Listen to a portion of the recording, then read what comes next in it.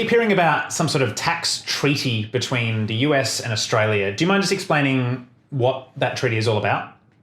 Sure. That treaty, which we're lucky to have because there are some countries that don't have one with America, essentially is designed to prevent double taxation between both countries.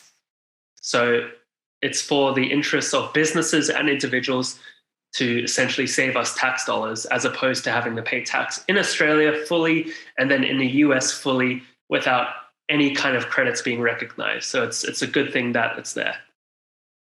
Got it. So at a country level, so at federal tax level, the idea is that if I've paid tax in one country, I file, and this is, I think, the important thing that I sometimes get confused. I still have to tell the tax, like the IRS in the US, that this has happened. But what should happen on that same filing is you say, this happened, but I already paid taxes for it in Australia, and then it kind of comes out in the wash.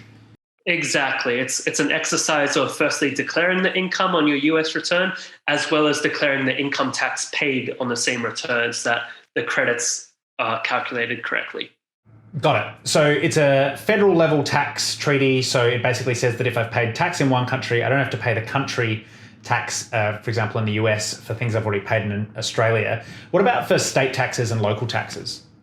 Yeah, so this is where so you're correct, but this is where every state almost operates as their own country because they all have their own view as to whether they honor those federal tax treaties. So the common ones that don't would be California and New York. They want their tax money. But a random one that does, for example, is Illinois if you want to go to Chicago. So yeah, it just depends. Okay. Right. So some states can decide that, yeah, we are we've considered ourselves part of the treaty and you've already paid tax on this. But if you're in New York or California, you would have to pay the full amount of tax, even though you've paid for that in Australia. Yes, exactly.